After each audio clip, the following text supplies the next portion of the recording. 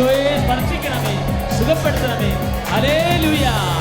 ആരാധിക്കുമ്പോൾ വിടുതൽ, ആമേൻ. ആരാധിക്കുമ്പോൾ സൗഖ്യം, ചേർന്ന് പാടാം. ആരാധിക്കുമ്പോൾ വിടുതൽ, ആരാധിക്കുമ്പോൾ സൗഖ്യം. ദൈവന്റെ ആത്മാവിൽ സമാധാന സന്തോഷം ദാനമായവൻ നൽകിയിടും. സ്നേഹത്തോടെ പാടാം. ദൈവന്റെ ആത്മാവിൽ സമാധാന സന്തോഷം ദാനമായവൻ നൽകിയിടും. നമ്മൾ അടിവയറ്റിൽ കൈവച്ച് പ്രാർത്ഥിക്കാനുള്ള സമയമാണ്. അടിവയറ്റിൽ കൈവെക്കാം. അതിനെന്തിനാണെന്നറിയാമോ? ഈ വൈറ്റ് ഡിസ്ചാർജ് ഉള്ളവർ, വെള്ളപ്പൊക്കത്തിൻ്റെ അസുഖമുള്ളവർ, പീരീഡ്സ് റെഗുലർ അല്ലാത്തവർ, പീരീഡ്സ് കറക്റ്റായിട്ട് കാലങ്ങളിൽ വരാത്തവർ, കുറേ ദിവസങ്ങൾ പീരീഡ്സ് നീണ്ടു നിൽക്കുന്നവരുണ്ട്. കടുത്ത വേദനയും ഛർദിയും നടുവേദനയും തളർച്ചയും ഒന്നും ചെയ്യാൻ പറ്റാത്ത അവസ്ഥകളും യൂസ്ലെസ് ഡേയ്സ് ഇങ്ങനെ വരും. പേടിയാണ്. അതുകൊണ്ട് ചിലർക്ക് പെണ്ണായി ജനിച്ചു പോയത് തന്നെ പേടിയാണ് ഈ ഒരൊറ്റ വിഷയത്തിൽ. അത്രയും സങ്കടപ്പെട്ട് വേദനിക്കുന്നവരുണ്ട്. അവരെല്ലാം അമ്മ മാതാവിൻ്റെ മധ്യസ്ഥതയിൽ ഈശോയുടെ നാമത്തിൽ അവർ സൗഖ്യം പ്രാപിക്കുന്ന സമയമാണ്. അടിവയറ്റിൽ കൈവെക്കുക. അർശസ് രോഗികൾ, പിസ്റ്റുല രോഗികൾ, ഫിഷ് രോഗികൾ അടിവയറ്റിൽ കൈവെക്കുക. മൂത്രത്തിൽ കല്ലുള്ളവർ, മൂത്രമൊഴിക്കുമ്പോൾ വേദനയുള്ളവർ, യൂറിക് ആസിഡ് കൂടുതലുള്ളവർ, മൂത്രം ഒഴിക്കുമ്പോൾ എരിച്ചിലും പുകച്ചിലും അനുഭവപ്പെടുന്നവർ, മൂത്രം തുള്ളി കുത്തി വീഴുന്നവർ, മൂത്രം ഒഴിക്കാൻ പറ്റാത്തവർ ഒക്കെ ഇടത് അടിവയറ്റിൽ കൈവെക്കേണ്ടതാണ്. പ്രാർത്ഥിക്കുക. പരിശുദ്ധ അമ്മേ, അമ്മയുടെ മധ്യസ്ഥതയിലെ ഞാൻ ചെയ്ത ഉടമ്പടി, ഈശോ നാമത്തിലെ ചെയ്ത ഉടമ്പടി പ്രകാരം ഈശോ നാമത്തിലെ ഞാൻ പ്രാർത്ഥിക്കുന്നു. ഞാൻ കൈവെക്കുന്ന ഇടങ്ങളിലെ മുഴുവൻ രോഗങ്ങള്, അറിയാവുന്ന രോഗങ്ങള്, അറിവില്ലാത്ത രോഗങ്ങള് യേശു നാമത്തിലെ യേശു നാമത്തിലെ യേശു നാമത്തിലെ സൗഖ്യമാകട്ടെ. പരിശുദ്ധ ദൈവമാതാവേ, മധ്യസ്ഥം വഹിക്കണമേ എന്ന് പ്രാർത്ഥിക്കുന്നു. ഇപ്പോൾ കരങ്ങൾ വെച്ച് പ്രാർത്ഥിക്കുന്ന മക്കളെ തത്സമയ സൗഖ്യങ്ങൾ നന്ദി പറയുന്നു. മടുപ്പുകൂടാതെ പ്രാർത്ഥിക്കാം. ആമേൻ. വിശ്വാസത്തോടെ പ്രാർത്ഥിക്കാം. കരങ്ങൾ ഉയർത്തിയടിച്ചുകൊണ്ട് മടുപ്പുകൂടാതെ പ്രാർത്ഥിക്കാം. ആമേൻ. വിശ്വാസത്തോടെ പ്രാർത്ഥിക്കാം. നീതിമാന്റെ പ്രാർത്ഥന, ശ്രദ്ധയുള്ള പ്രാർത്ഥന, മരിക്കും രോഗിക്ക് സൗഖ്യമാണ്. നീതിമാന്റെ പ്രാർത്ഥന, ശ്രദ്ധയുള്ള പ്രാർത്ഥന, മരിക്കും രോഗിക്ക് സൗഖ്യമാണ്. പരിശുദ്ധ പരമദിവ്യകാരുണ്യത്തിന് മക്കളെ, വെരിക്കോസിന് അസുഖമുള്ളവർ, വാതരോഗികൾ, ശരീരത്തിൽ നുണുവ് പോലെയുള്ള ചിരങ്ങ്, ചൊറി, വിസർപ്പ രോഗങ്ങൾ, സോറിയാസിസ് രോഗങ്ങളുള്ളവർ, തൊലിയിൽ എപ്പോഴും ഉണ്ടാകുന്ന ഓരോരോ വ്യത്യസ്തമായ രോഗങ്ങൾ ഒക്കെയാണ് ഇപ്പോൾ പ്രാർത്ഥിക്കാൻ പോകുന്നത്. കർത്താവ് സൗഖ്യപ്പെടുത്താൻ പോകുന്നത്. പിന്നെ പ്രഷർ രോഗങ്ങൾ, ഷുഗർ രോഗങ്ങൾ, എപ്പോഴും ശരീരത്തിൽ തറച്ച, ഉറക്കമില്ലാത്തവർ, ഉറക്കം കൂടുതലുള്ളവർ, എല്ലാം അപ്പ് ആൻഡ് ഡൗൺ ആയിട്ട് മുഴുവൻ ശരീരപ്രകൃതി മാറി മറിഞ്ഞു പോയിട്ട് എന്ത് ചെയ്യണമെന്നറിയാതെ ഭ്രാന്തന്മാരെ പോലെ ആയി പോകുന്നവരെ ഒക്കെ കൈ സ്വസ്തിക പോലെ വെക്കണം. ഉച്ച മുതൽ ഉള്ളംകാല് വരെ കർത്താവിന് സമർപ്പിക്കുന്നു എന്നതിൻ്റെ അർത്ഥം. കൈ സ്വസ്തിക പോലെ വെച്ചാൽ അതിൻ്റെ അർത്ഥം എന്താ? നഖം മുതൽ ശിഖ വരെ കർത്താവിൻ്റെതാണ് എന്ന് പ്രാർത്ഥിക്കുക. അമ്മേ, പരിശുദ്ധ അമ്മേ, എനിക്കറിയാവുന്ന രോഗങ്ങൾ, എനിക്കുള്ളത് അറിവില്ലാത്ത രോഗങ്ങൾ, ക്യാൻസർ പോലെ, മറ്റസുഖങ്ങൾ പോലെ അറിവില്ലാത്ത രോഗങ്ങൾ, ഇപ്പം വരെ അറിവില്ലാത്ത രോഗങ്ങളുടെ മേൽ അമ്മയുടെ മധ്യസ്ഥതയിലെ യേശുവിൻ്റെ അധികാരം ഞാൻ പ്രഖ്യാപിക്കുന്നു. എല്ലാ നാമങ്ങളുടെ മേൽ അധികാരമുള്ള യേശുവിൻ്റെ നാമത്തിൽ ഞാൻ സർവാംഗം യേശുവിൻ്റെ നാമത്തിൽ സൗഖ്യമാകട്ടെ. കരങ്ങൾ ഉയർത്തി സ്തുതിക്കട്ടെ. കർത്താവായ ദൈവമേ, തലവാത രോഗിയെ സൗഖ്യപ്പെട്ട ദൈവമേ, അന്തന് കാഴ്ച കൊടുത്ത ദൈവമേ, ബദിരിന് കേൾവി കൊടുത്ത ദൈവമേ, ഉമന് സംഭാഷണം കൊടുത്ത ദൈവമേ, എല്ലാ രോഗഭാഗങ്ങളെ സുഖപ്പെടുത്തണമേ. അഭിഷേകമേ, ആമേൻ. അഭിഷേകമേ, കാറ്റായി വീശണമേ, നീ കാറ്റായി വീശണമേ. ഓ നീ അഭിഷേകമേ, കരങ്ങൾ ഉയർത്തി ഓ നീ അഭിഷേകമേ, കരങ്ങൾ വീശിക്കൊണ്ട് കാറ്റായി വീശണമേ, ദൈവാത്മാവ് സ്പർശിക്കട്ടെ. കാറ്റായി വീശണമേ. പരിശുദ്ധ പരമദിവ്യകാരുണ്യത്തിന് ഏറ്റവും ആരാധനയും സ്തുതിയും ഒഴിച്ചുകൊണ്ടായിരിക്കട്ടെ. മക്കളെ, കൃപാസനത്തിൽ നിങ്ങൾക്കറിയാം, ഭൗതിക സാഹചര്യങ്ങളിലെ പരാധീനതയാണ്, അതിനുള്ള മരിയൻ പോംവഴികളാണ് ഉടമ്പടിയുടെ അന്തസത്ത. അവർക്ക് വീഞ്ഞില്ല എന്ന് പറയുമ്പോൾ വീഞ്ഞ് മാത്രമല്ല ഇല്ലാത്തത്, അവർക്കതിൻ്റെ പേരിൽ സമൂഹത്തിൽ അവർ നാണം കെടാൻ പോകുന്ന ഒരു ഭൗതിക പരാധീനതയുണ്ട്. ഈ ഒരു വിഷയമാണ് പരിശുദ്ധ അമ്മയുടെ മധ്യസ്ഥതയിൽ ഈശോൻ്റെ തിരുസന്നിധിയിൽ സമർപ്പിക്കുന്നത്. അതുകൊണ്ട് തന്നെ നിങ്ങളുടെ എല്ലാ വിഷയങ്ങളും, ഇപ്പോൾ ജോലിയില്ല എന്ന് പറഞ്ഞാൽ നമ്മൾ നമ്മുടെ ആവശ്യങ്ങൾക്ക് മറ്റുള്ളവരുടെ മുമ്പിൽ കൈനീട്ടേണ്ടി വരും. അപ്പം നമ്മൾ നാണം കെടും. എന്നെ നാണം കെടുത്തല്ലേ എന്നാ നമ്മൾ ഉടമ്പടി ചെയ്തുകൊണ്ട് പറയണം ദൈവത്തോട്, അല്ലേ?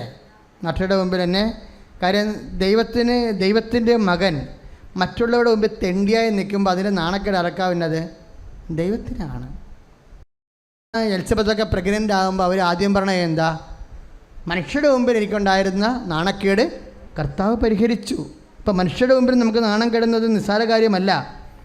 നിനക്ക് ജോലി ഇല്ല വന്നാലും പരീക്ഷയ്ക്ക് തോറ്റാലും സ്ഥലം വിൽക്കണില്ല എന്നുണ്ടെങ്കിലും ബാങ്കുകാർ ജപ്തി ചെയ്താലും എല്ലാം അപമാന വിഷയങ്ങളാണ്. നീ അപമാനിക്കപ്പെടാൻ കർത്താവ് ആഗ്രഹിക്കണില്ല. ലയ അപഗണിക്കപ്പെട്ടതായിട്ട് കർത്താവ് കണ്ടു. അതുകൊണ്ട് അവൾക്ക് ഗർഭധാരണ ശേഷി കൊടുത്തു. അങ്ങനെ റാഹേലിനേക്കാൾ നേരത്തെ അവൾ പ്രഗ്നൻ്റ് ആയത്. നിൻ്റെ അപമാനപ്പെടുന്ന സാഹചര്യങ്ങൾ കർത്താവ് കാണുന്നൊരു വിഷയമാണെന്നുള്ളതാണ് ദൈവപൈതലിൻ്റെ ഏറ്റവും അഭിനിവേശകരമായ ആനന്ദം. പ്രാർത്ഥിക്കുക. കർത്താവായ ദൈവമേ, എൻ്റെ ഭൗതിക പരാധീനതകളെ, എൻ്റെ സാമ്പത്തിക കടങ്ങളെ, എൻ്റെ വീടില്ലാത്ത അവസ്ഥകളെ, എൻ്റെ വഴിയില്ലാത്ത അവസ്ഥകളെ, എൻ്റെ പരീക്ഷകളുടെ പരാജയങ്ങളെ, എൻ്റെ ജോലിയിലുണ്ടാകുന്ന പരാധീനതകള്, ശമ്പളമില്ലാത്ത അവസ്ഥകള്, ജോലി നഷ്ടപ്പെടുന്ന അവസ്ഥകള്, ട്രാൻസ്ഫർ ഇല്ലാത്ത അവസ്ഥകള്, ട്രാൻസ്ഫർ ഉള്ള അവസ്ഥകള്, എല്ലാ പ്രാതികൂല്യങ്ങളും യേശുവിന്റെ നാമത്തിലെ വീര്യമാകട്ടെ.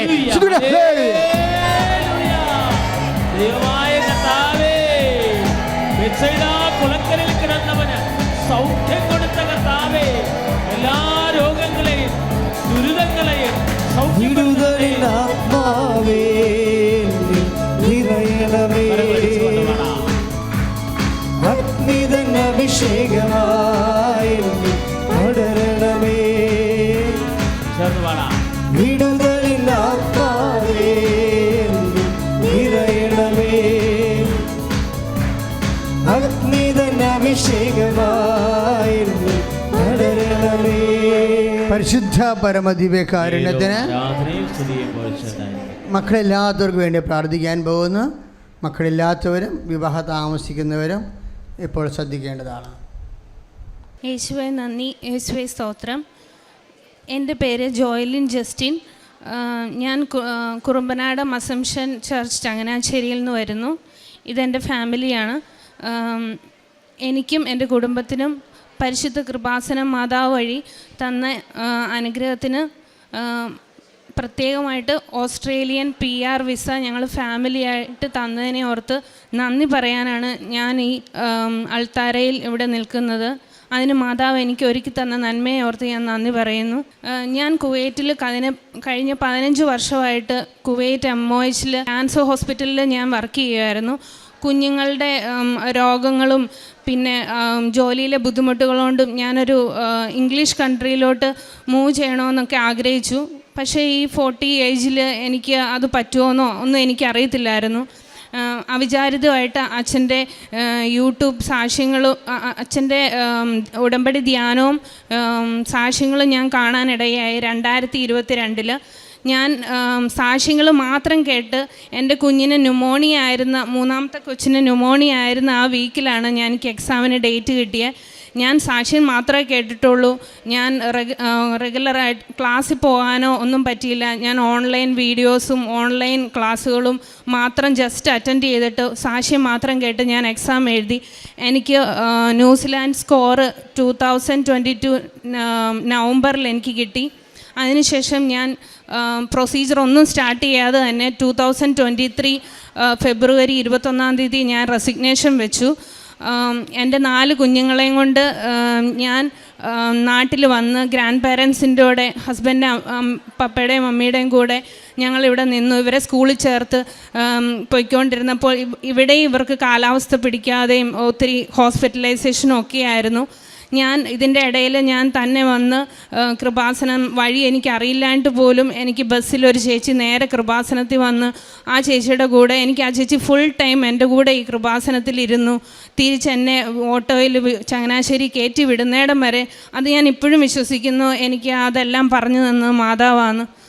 എന്നിട്ട് ഞാൻ എൻ്റെ ആദ്യത്തെ ഉടമ്പടി 2023 ഓഗസ്റ്റിൽ ഞാൻ എടുത്തു.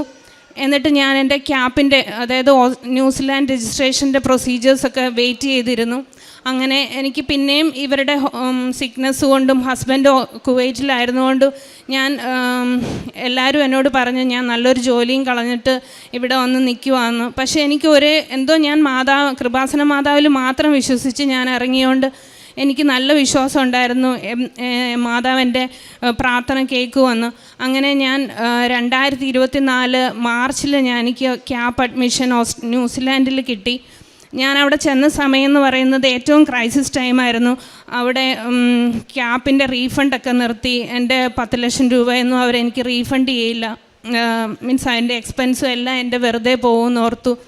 പക്ഷേ ഒരു ഇൻ്റർവ്യൂ പോലും കിട്ടില്ല എന്ന് പറഞ്ഞ സമയത്ത് പോലും ഞാൻ ഈ കൃപാസനം ഉടമ്പടി കാശുരൂപവും ഉപ്പും വെച്ച് എനിക്ക് ഇൻ്റർവ്യൂസ് പോലും കിട്ടി.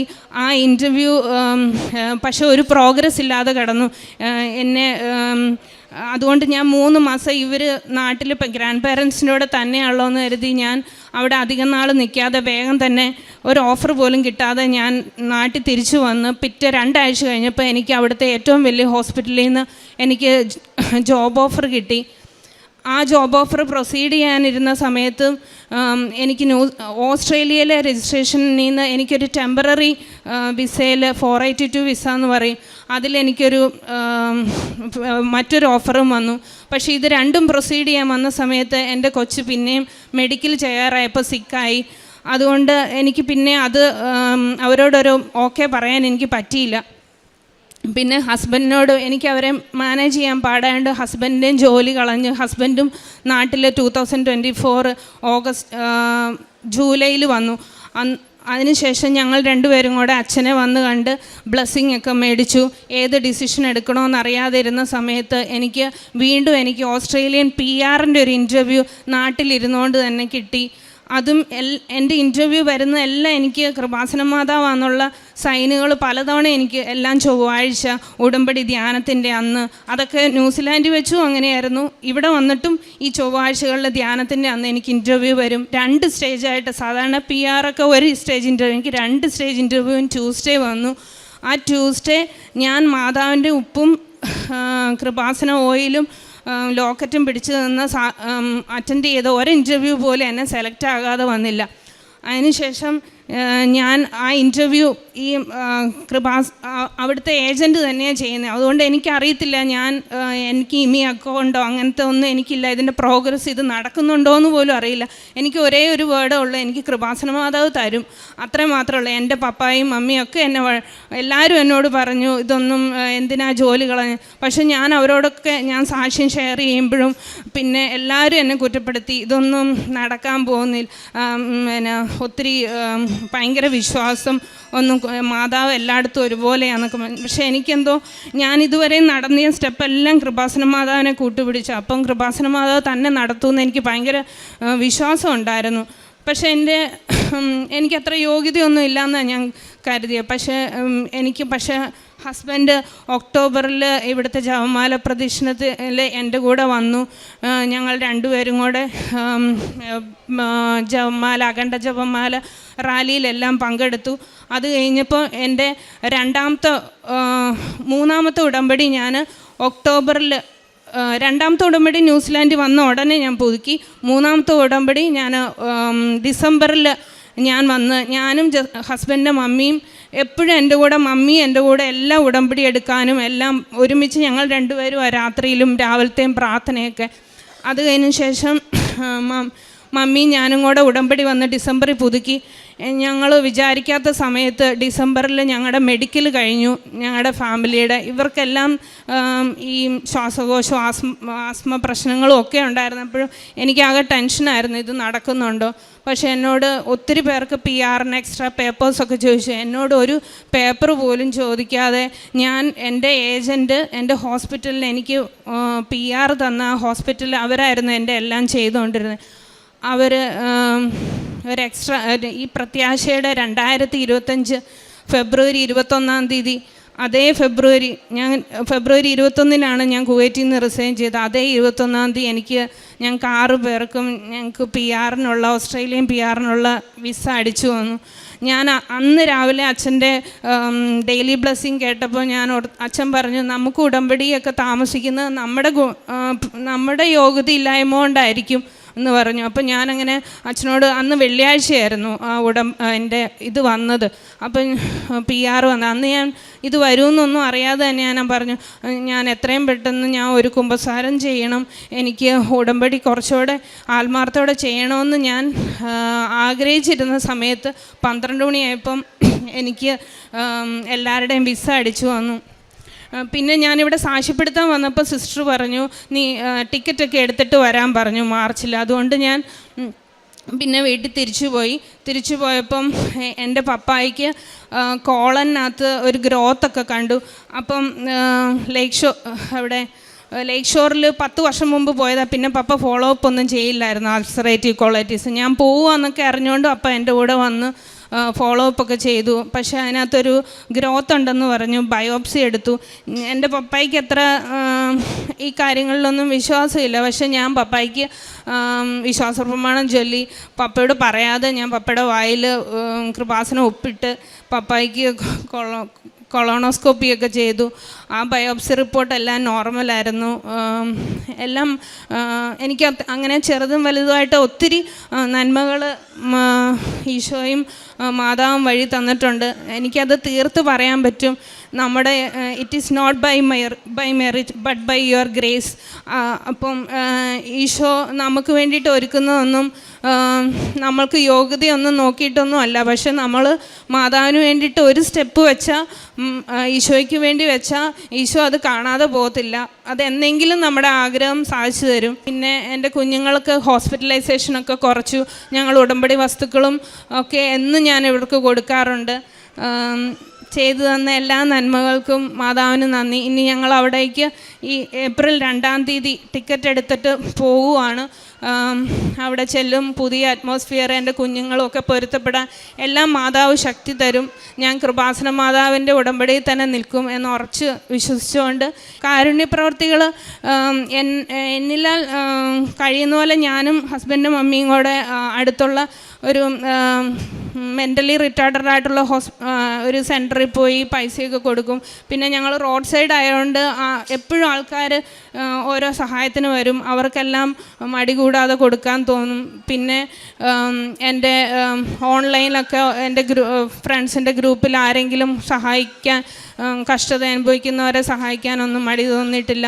പിന്നെ ഞാൻ എവിടെ കിട്ടിയാലും ഞാൻ ഏത് നടുക്ക് നിന്ന് ഞാൻ കൃപാസന മാതാവിനെ പറ്റി പറയും. അതിന് എല്ലാവരും എന്നെ കളിയാക്കാറുണ്ട്. പക്ഷേ എനിക്കെൻ്റെ ജീവിതത്തിൽ മാതാവ് ചെയ്തു തന്നാന്ന് എനിക്ക് ധൈര്യമായിട്ട് എവിടെ വേണമെങ്കിലും നിന്ന് ഞാൻ പറയും. അത് ഞാൻ സ്റ്റാറ്റസായിട്ട് ഷെയർ ചെയ്യും, ഫേസ്ബുക്കിൽ ഷെയർ ചെയ്യും. ഒത്തിരി കളിയാക്കലുകളും ഒക്കെ കിട്ടിയിട്ടുണ്ട്. പക്ഷേ എനിക്ക് എവിടെ വേണമെങ്കിലും എൻ്റെ ജീവിതത്തിൻ്റെ അവസാനം വരെ ഞാൻ ഉടമ്പടിയിൽ മാതാവിൻ്റെ കൂടെ നിൽക്കാൻ എനിക്ക് എവിടെ വേണമെങ്കിലും ഞാൻ ഏറ്റു പറയാൻ ഞാൻ തയ്യാറാണ്. ഏപ്രിൽ 2 ഞങ്ങൾ ട്രാവൽ ചെയ്യുന്നത്. പരിശുദ്ധ അമ്മ ഞങ്ങൾക്കും ഞങ്ങളുടെ കുടുംബത്തിനും തന്ന എല്ലാ നന്മകളെ ഓർത്ത് നന്ദി പറയുന്നു. കൃപാസന മാതാവിലൂടെ അമ്മ പ്രത്യക്ഷപ്പെട്ട ഈ സ്ഥലത്ത് വന്ന ഒരാളെയും മാതാവ് കൈവിടില്ല എന്ന് ഉറച്ചു വിശ്വസിക്കുന്നു. എൻ്റെ പേര് ലില്ലി ജോർജ്. ഞാൻ കണ്ണൂർ ജില്ലയിൽ മടക്കാട് എന്ന സ്ഥലത്ത് സെൻറ്റ് ജോർജ് മലങ്കര കത്തോലിക്ക ഇടവകാംഗമാണ്. ഞാൻ 2022 സെപ്റ്റംബറിലാണ് ആദ്യമായി ഉടമ്പടി എടുത്തത്. ഉടമ്പടി എടുത്ത് 3 മാസം വരെ എനിക്ക് എൻ്റെ നിയോഗങ്ങളൊന്നും സാധിച്ചില്ല. ഞാനിവിടെ പുതുക്കിയതിന് ശേഷം എനിക്കെൻ്റെ നിയോഗങ്ങൾ ഓരോന്നായി സാധിക്കാൻ തുടങ്ങി. ഞാൻ ഉടമ്പടി എടുക്കാൻ കാരണം ഞങ്ങൾക്ക് വളരെ ഒരു സാമ്പത്തിക ബാധ്യതയുണ്ടായിരുന്നു. അതുപോലെ ഞങ്ങളുടെ വീട് പണിതിട്ട് അതൊന്ന് പൂർത്തിയാക്കാൻ സാമ്പത്തിക ബാധ്യത മൂലം ഞങ്ങൾക്ക് സാധിക്കാത്ത അവസ്ഥയായിരുന്നു. ഉടമ്പടി എടുത്ത് കുറച്ച് മാസങ്ങൾക്ക് ശേഷം അത്ഭുതകരമെന്നോണം 8 വർഷമായിട്ട് ഞങ്ങളുടെ വീട് പുതുക്കി പണിയാൻ സാധിക്കാത്ത വിധം ഞങ്ങളിങ്ങനെ തടസ്സപ്പെട്ട് നിൽക്കുകയായിരുന്നു. ഉടമ്പടി എടുത്ത് 2-3 മാസങ്ങൾക്ക് ശേഷം എൻ്റെ ബന്ധുക്കൾ എൻ്റെ അക്കൗണ്ടിലേക്ക് പൈസ ഇട്ടുകൊണ്ട് വീട് പണി തുടങ്ങിക്കോ ചെയ്തോ എന്നും പറഞ്ഞ് പൈസ ഇട്ട് തന്നു. അതെങ്ങനെ സാധിച്ചു എന്ന് പരിശുദ്ധ അമ്മയുടെ അത്ഭുതം ഒന്നുകൊണ്ട് മാത്രമാണ് എന്ന് ഞാൻ വിശ്വസിക്കുന്നു. അങ്ങനെ വീട് പണി ചെയ്യുവാനും പൂർത്തിയാക്കുവാനും സാധിച്ചു. അതോടൊപ്പം ആ തുകയിൽ നിന്ന് തന്നെ ഞങ്ങൾക്ക് ഞങ്ങളുടെ കടങ്ങളും ഏറെക്കുറെ വീട്ടുവാൻ സാധിച്ചു. പിന്നീട് ഞങ്ങൾ 18 വർഷമായി ഒരു സ്ഥലം വിൽക്കാൻ വേണ്ടി ആഗ്രഹിച്ച് പ്രാർത്ഥിച്ചുകൊണ്ടിരുന്നു. അത് ഒരു തരത്തിലും നടക്കുന്നില്ലാത്ത അവസ്ഥയായിരുന്നു. ഞാൻ 3ാമത് പുതുക്കലിന് ശേഷം ഇവിടെ വന്ന് ജോസഫച്ചനെ കണ്ട് ഞങ്ങളുടെ സ്ഥലത്തിൻ്റെ ആധാരത്തിൻ്റെ കോപ്പി ജോസഫച്ചൻ മാതാവിൻ്റെ രൂപത്തിൽ മുട്ടിച്ച് പ്രാർത്ഥിക്കുകയും വെഞ്ചരിച്ച ഒരു കാശ് രൂപം വിൽക്കേണ്ട സ്ഥലത്ത് കുഴിച്ചിടാൻ പറഞ്ഞ് അച്ഛൻ ആവശ്യപ്പെടുകയും ചെയ്തു. അതുപ്രകാരം ഞാൻ ആ കാശ് രൂപം ഞങ്ങൾക്ക് വിൽക്കേണ്ട സ്ഥലത്ത് കൊണ്ടുപോയി കുഴിച്ചിടുകയും ഉടമ്പടി ഉപ്പ് ആ സ്ഥലത്ത് വിതറുകയും ചെയ്തു. 2-3 മാസങ്ങൾക്ക് ശേഷം തന്നെ യാതൊരു പ്രതിസന്ധിയും കൂടാതെ ഞങ്ങൾക്ക് ആ സ്ഥലം ഒരു നല്ല വിലയ്ക്ക് വിൽക്കുവാൻ സാധിച്ചു. കൂടാതെ എൻ്റെ മകൻ BCom പഠിച്ചിട്ട് ഒരു 5-8 വർഷമായി ജോലിയൊന്നും ചെയ്യാതെ അവന് സിനിമാ മേഖലയിൽ പ്രവർത്തിക്കാനാണ് ആഗ്രഹം എന്ന് പറഞ്ഞ് സിനിമയിൽ പ്രവർത്തിച്ചു കൊണ്ടിരുന്നു. അവിടെ അസിസ്റ്റൻറ്റ് ഡയറക്ടറായി അവൻ വർക്ക് ചെയ്തുകൊണ്ടിരുന്നു.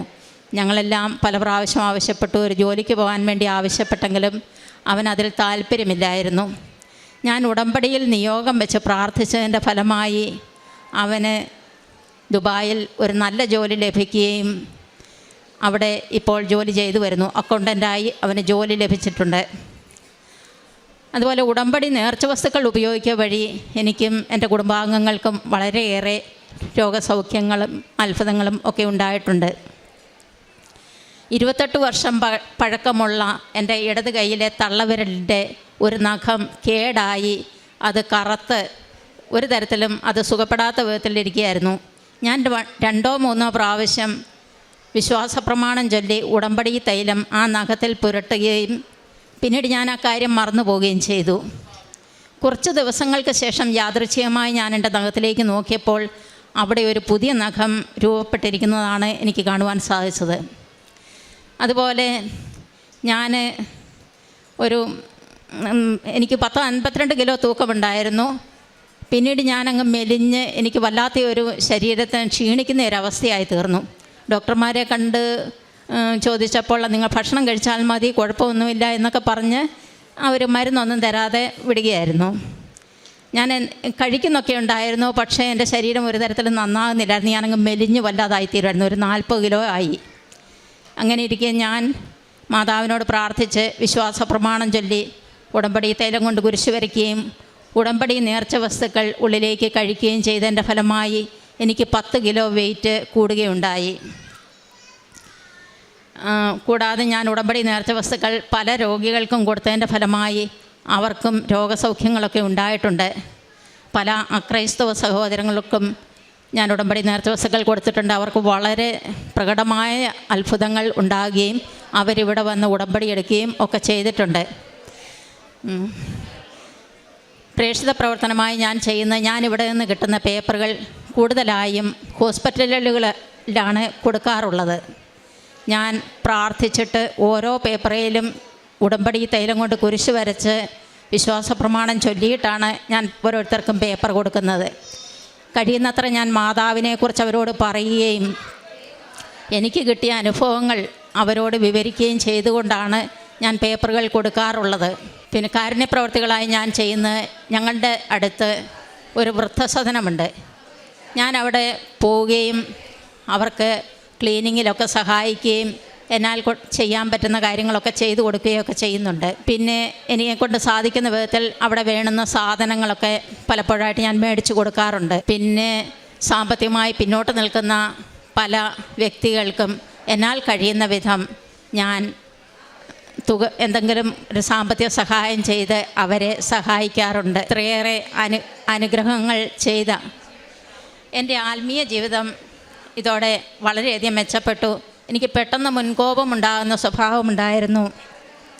ആരെങ്കിലും എന്നെക്കുറിച്ച് എന്തെങ്കിലും ഒന്ന് പറഞ്ഞാൽ ഞാൻ അതിനവരോട് പ്രതികരിക്കുന്ന ഒരു സ്വഭാവം എനിക്കുണ്ടായിരുന്നു. ഇപ്പോൾ എനിക്ക് ആരെന്നെക്കുറിച്ച് എന്ത് പറഞ്ഞാലും ഞാൻ കൂളായിട്ട് നിൽക്കുന്ന ഒരു സ്വഭാവമാണ് എനിക്കുള്ളത്. എനിക്ക് പലരോടും എവിടെയെങ്കിലും ഒരു വഴക്കുണ്ടാകുന്നെന്ന് കാണുമ്പോൾ ഞാൻ പ്രാർത്ഥിക്കും, ദൈവമേ ഒരു വഴക്കും ആകരുതേ, ആരും വഴക്കുണ്ടാക്കാതിരിക്കാൻ വേണ്ടി ഞാൻ ശ്രമിക്കാറുണ്ട്. എനിക്കങ്ങനെ ആത്മീയമായി കൂടുതൽ പ്രാർത്ഥിക്കുവാനും ഉടമ്പടി ജീവിതം നയിക്കുവാനും സാധിച്ചു. എൻ്റെ ഒരേ ഒരു ആഗ്രഹം, നിത്യത വരെ, ഞാൻ മരിക്കുന്നത് വരെ ഈ ഉടമ്പടി ജീവിതം നയിച്ചുകൊണ്ട് നിത്യതയ്ക്ക് വേണ്ടി പരിശ്രമിച്ചുകൊണ്ട് ഒരു നല്ല ജീവിതം നയിക്കണം എന്ന് മാത്രമാണ്.